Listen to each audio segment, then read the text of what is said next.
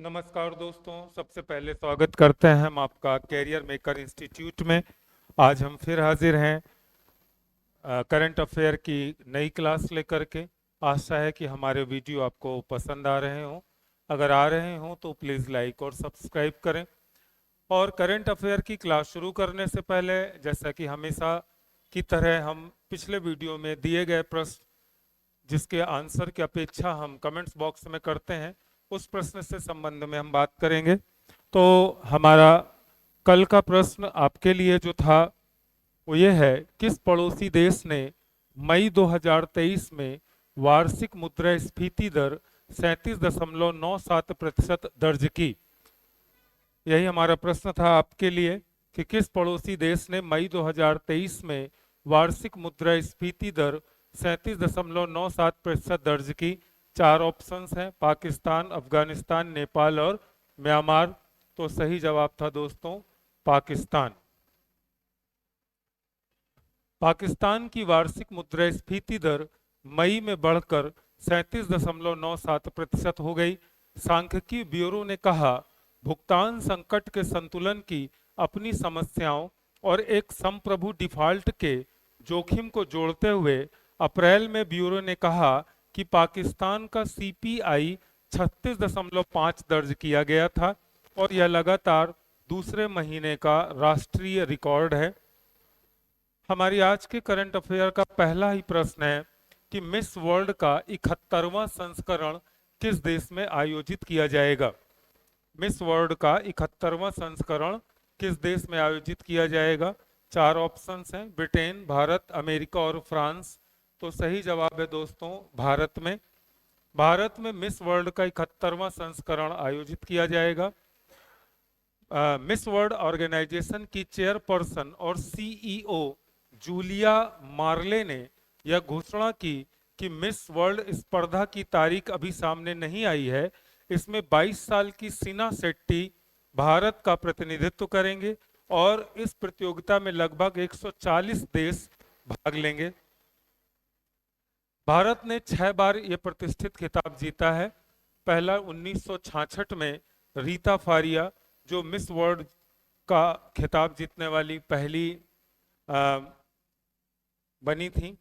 दूसरा खिताब 1994 में ऐश्वर्या राय ने, तीसरा 1997 में डायना हेडन ने और चौथा 1999 में युक्ता मुखी ने, पांचवा प्रियंका चोपड़ा ने 2000 में और 2017 में मानुषी छिल्लर ने मिस वर्ल्ड का खिताब जीता था।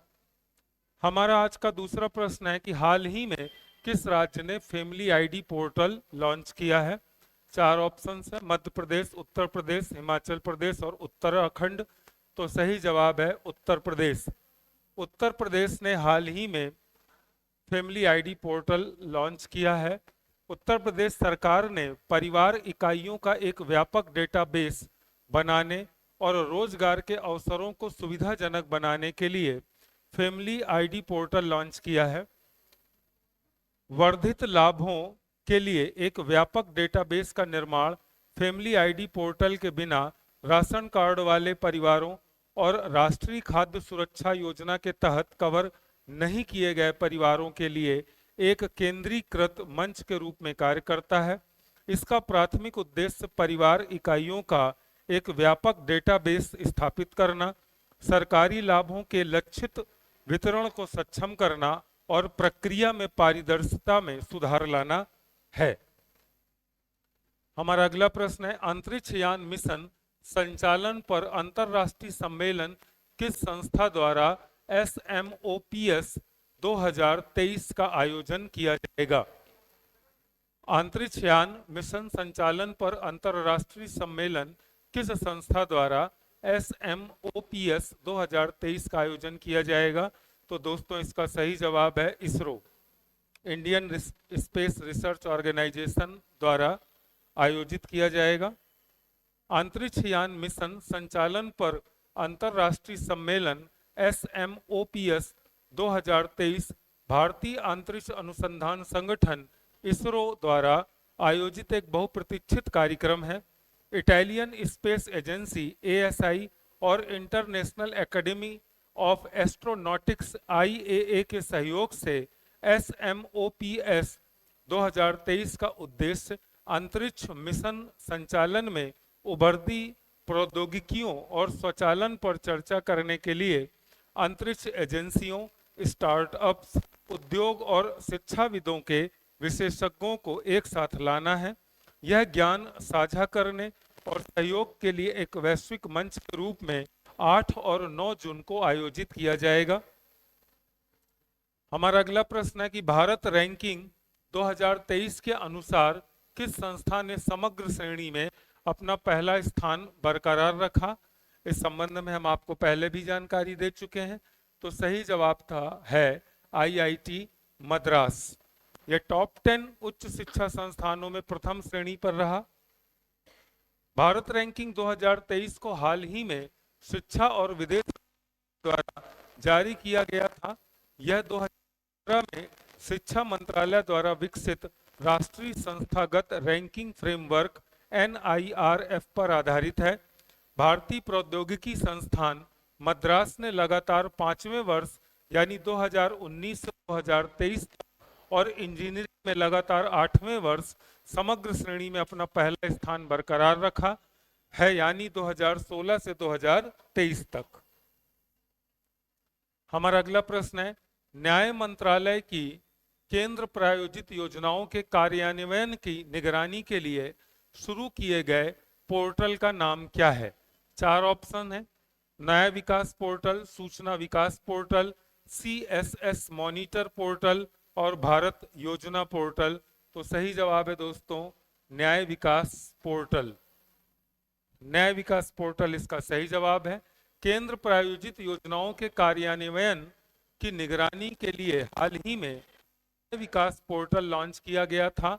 यह इन योजनाओं के वित्त पोषण, लेखन, परियोजना निगरानी और अनुमोदन के बारे में जानकारी प्रदान करता है। न्याय विभाग 1993-94 से जिलों और अधीनस्थ न्यायपालिका के लिए बुनियादी सुविधाओं के विकास के लिए केंद्र प्रायोजित योजना CSS को लागू कर रहा है। हमारा अगला प्रश्न है, भारत के पहले अंतर्राष्ट्रीय क्रूज जहाज को हाल ही में किस देश के लिए हरी झंडी दिखाकर रवाना किया गया? नेपाल, श्रीलंका, जापान और इंडोनेशिया। तो सही जवाब है श्रीलंका। भारत के पहले अंतर्राष्ट्रीय क्रूज जहाज को हाल ही में चेन्नई से श्रीलंका के लिए रवाना किया गया था। यह चेन्नई में अंतर्राष्ट्रीय क्रूज पर्यटन टर्मिनल की शुरुआत का प्रतीक है। MV एम्प्रेस क्रूज में 3000 यात्री समायोजित करने की क्षमता है। यह श्रीलंका में 3 बंदरगाहों ट्राइकोनमल, हम्बनटोटा और जाफना को जोड़ेगा। हमारा अगला प्रश्न है, किस संस्था ने अंतर्दृष्टि डैशबोर्ड लॉन्च किया है? 4 ऑप्शंस है, नीति आयोग, RBI, सेबी और NPCI। तो सही जवाब है RBI। RBI ने हाल ही में RBI के गवर्नर शक्तिकांत दास द्वारा शुरू की गई अंतर्दृष्टि एक वित्तीय समावेशन डैशबोर्ड है। यह प्रासंगिक मापदंडों को कैप्चर करके वित्तीय समावेशन की प्रगति का आकलन और निगरानी करने के लिए आवश्यक अंतर्दृष्टि प्रदान करेगा। हमारा अगला प्रश्न है कि किस देश ने व्यायाम एकता के 6ठे संस्करण की मेजबानी की है? व्यायाम एकता के 6ठे संस्करण की मेजबानी किसने की है? भारत, नेपाल, बांग्लादेश और मालदीव। तो सही जवाब है मालदीव ने।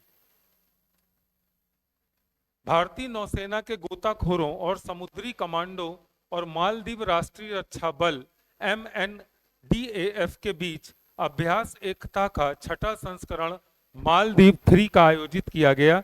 इस द्विपक्षीय अभ्यास का उद्देश्य डाइविंग और स्पेशल ऑपरेशंस में इंटरऑपरेबिलिटी को बढ़ावा देना है।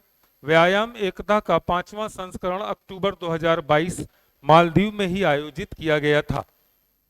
हमारा अगला प्रश्न है, नंद बाबा मिल्क मिशन की शुरुआत किस राज्य में हुई है? 4 ऑप्शंस हैं, उत्तराखंड, उत्तर प्रदेश, मध्य प्रदेश और गुजरात।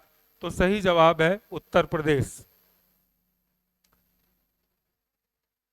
उत्तर प्रदेश सरकार दुग्ध उत्पादन के मामले में प्रदेश को नंबर 1 वन बनाने के लिए लगातार प्रयास कर रही है।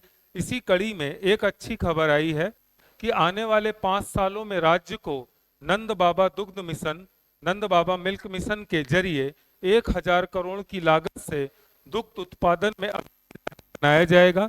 बताया जा रहा है कि दुग्ध सहकारी समितियां गांव में ही दुग्ध उत्पादकों को दूध का उचित रेट उपलब्ध कराएंगी। इसकी सूचना उत्तर प्रदेश सरकार में पशुधन एवं दुग्ध विकास मंत्री धर्मपाल सिंह ने दी। नंद बाबा दुग्ध मिशन कार्यालय के उद्घाटन पर उन्होंने इसकी जानकारी दी है। हमारा अगला प्रश्न है, हाल ही में गीतांजलि अय्यर का निधन हो गया, वह किस क्षेत्र से संबंधित थी? प्रिंट मीडिया, इलेक्ट्रॉनिक मीडिया, अभिनय या राजनीति? तो सही जवाब है इलेक्ट्रॉनिक मीडिया। उनको हम विनम्र श्रद्धांजलि देते हैं कैरियर मेकर्स परिवार की तरफ से। गीतांजलि अय्यर दूरदर्शन पर पहली इंग्लिश एंकरों में से एक थी। उनके निधन की खबर के बाद से पत्रकारिता जगत में शोक की लहर है। उन्होंने 30 से अधिक वर्षों तक दूरदर्शन पर एंकरिंग की थी और पत्रकारिता के क्षेत्र में कई कीर्तिमान स्थापित किए थे। उन्हें 4 बार सर्वश्रेष्ठ एंकर का पुरस्कार दिया गया था। हमारा अगला प्रश्न है, आज का अंतिम प्रश्न आपके लिए है दोस्तों, जिसके आंसर को आपको कमेंट्स बॉक्स में देना है। प्रश्न है, विश्व प्रत्यायन दिवस कब मनाया जाता है? एक बार फिर से प्रश्न को दोहरा लें, विश्व प्रत्यायन दिवस कब मनाया जाता है? 4 ऑप्शंस हैं, 8 जून, 9 जून, 10 जून और 11 जून।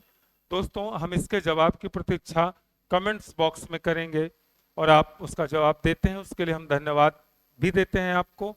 और इसके साथ ही हम विदा लेते हैं और मिलते हैं एक नई करंट अफेयर क्लास के साथ। तब तक के लिए विदा और नमस्कार, धन्यवाद।